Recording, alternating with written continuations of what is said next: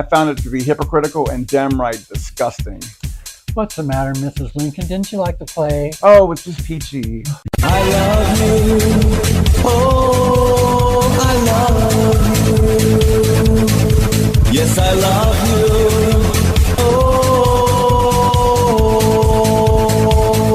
Oh. Welcome to the end times.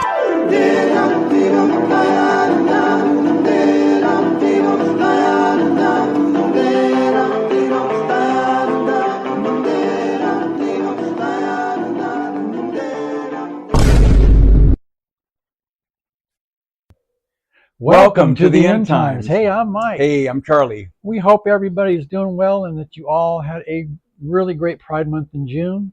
In case you didn't know it, Charlie here used to entertain at different Pride festivals back in the day, including LA Pride, singing and hosting on the main stage.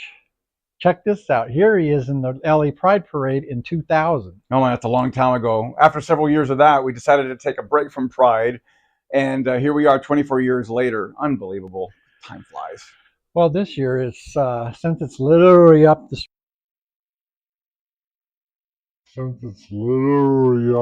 Where we live and where our studio is, we decided to get up Sunday morning, which we never do, right, and walk up to Hollywood Boulevard there and check out the LA Pride Parade.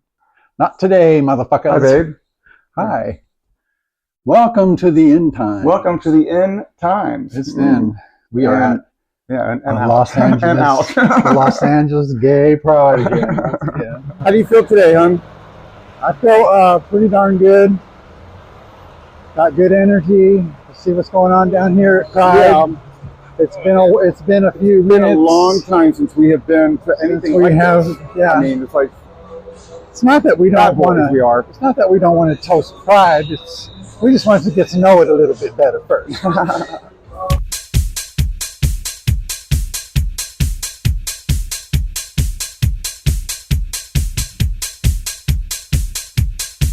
So we got some parade footage to share with you guys and thought we'd give it a review and a parade score based on these 5 categories. Number 1, the crowd size. Number 2, overall look of the parade, organization, imagination. Number 3, the entertainment factor, how entertaining was it? And number 4, pride factor, how much pride went into individual entries. That's right. Number 5, finally, the energy level, how energetic was it? Based on these categories, we'll rate the parade as a whole and also pick our favorite entry. For this one, the crowd was significant. It was consisting of a mix of parade goers and confused tourists. Pretty comical. I estimate it to be close to about 100,000 people, you would say? I counted about 100,000 people. But it's like, it was pretty good. I mean, it pales into comparison to where it used to be in the old days. Oh my God. 200,000, 300,000 people in West Hollywood. But one of the first things that I noticed when we got down there was the sheer number of gay flags, not just like the number of gay flags, but the number of different designs of gay flags. It just shows how divided our community has become. And I mean, do we even have an official gay flag, or is our flag as fluid as our gender identities? Whatever the case is, I believe we should have, or at least agree on a flag that makes sense for all of us. The Pride Parade began at 11 a.m. sharp on time with men and women of the LAPD on bikes, and were followed by the Dykes on bikes in all their glory. Anyway, as soon as the bikes rolled up, one of them in the front row toppled over, and her fellow bikers just stared in shock without moving an inch to help her. Finally, a good Samaritan ran out and helped her so that they could get started there. And then it was okay after that. Everything was fine. Yes, oh my God, I'll never forget that. Following the Dykes on bikes were the Dykes in trikes, which one of the trikes getting out of formation from her spot from the rear, making it seem like it's no big deal, which was the first sign of the chaos to come. Well, she wanted the spotlight to herself, I think. And she got it. Then after that were the indigenous people looking great in their costumes. Their costumes were spot on, and all the participants were in lockstep. It was clear that was not their first rodeo. Next, the LA Public Defenders showed up in a rented Hollywood sightseeing bus with some folks thrown on the upper deck, and good enough. I guess this way, after the parade, they can stay aboard and go see where all the stars live. It's a win-win. I want to see Barbara Streisand's house. Okay, hey, we can. Then after that, the ACLU and Cheer LA. We love those cheerleaders. They were working it hard. Let me tell you, I bet they were glad it was overcast and kind of cool out. It was nice and cool and overcast. Yeah. So it was great.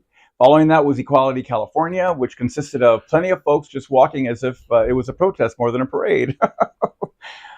Then, of course, what pride would be complete without Star Trek's George Takei having more fun than anyone, as usual?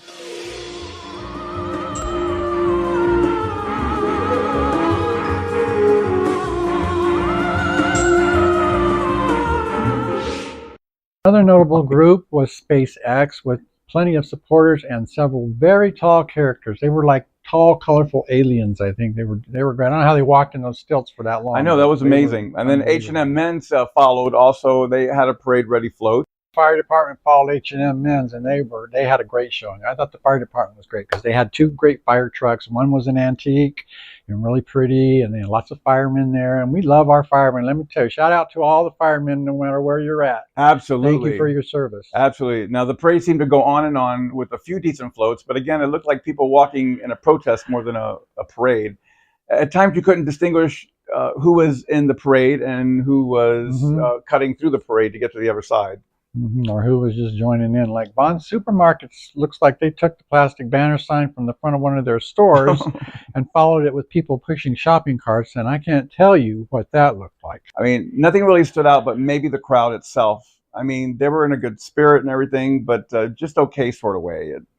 We'll put a damper on things for me, and here it goes. I have to say it. Is when the Gays for Palestine group marched, or should I say stomped through. I was totally shocked at seeing this in this parade, especially after what our gay Jewish brothers and sisters experienced in New York Pride.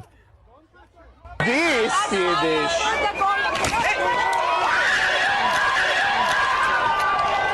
I have been a lifelong LGBTQ activist. I believe in the values of protecting LGBTQ people, but they are attacking us in the middle of a Pride march. Am I not supposed to be welcome within my own LGBTQ community because I am Jewish, because I'm Israeli? We have people of all nationalities here, all different types of LGBTQ people, and we're being booed right now.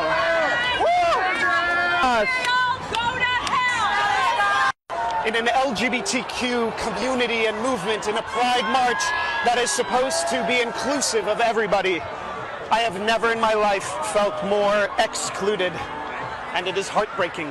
You know, they were physically attacked. These Jewish gays and lesbians are the same people who have advocated for our community for years, and now they're being booed, attacked, and getting objects thrown at them by their own so-called inclusive community. I found it to be hypocritical and damn right disgusting.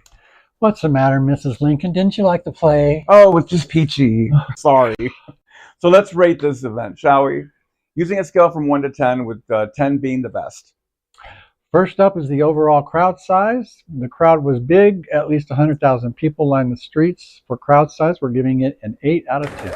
Next, the overall look of the parade was not very good. It seemed dull and lacking and was unorganized. And so let's give it a 2 out of 10. After that is the entertainment factor. The parade was only mildly entertaining at times, so it's getting a 3 out of 10. And now for the pride factor. It was evident that not a lot of hours went into prepping for this event. It looked like it was just thrown together at the last minute. So pride factor gets, again, a 2 out of 10. And then lastly, we have the overall energy level of the parade, and we're going to give it a 5 out of 10. Okay, well, that's pretty good. Now, here are the scores. Oh, man. To me, the best parade float was the one from the Abbey in West Hollywood. Yeah, we agree on that. Because it was everything you want to see in a parade float. It felt like the old style of Pride Festival. Yeah.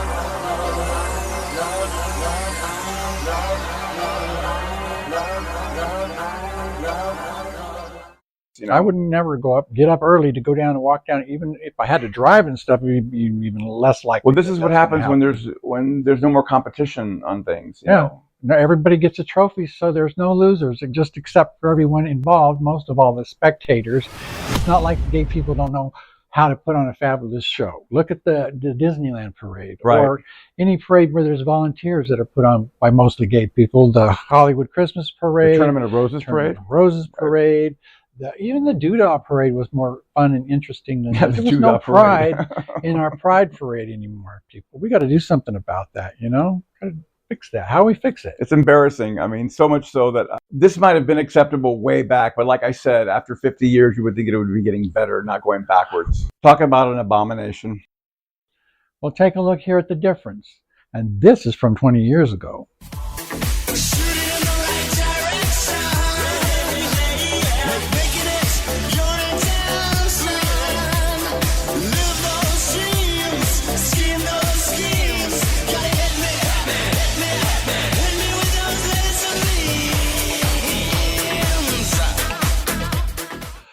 You know, Charlie, perhaps the Pride Parade has run its course.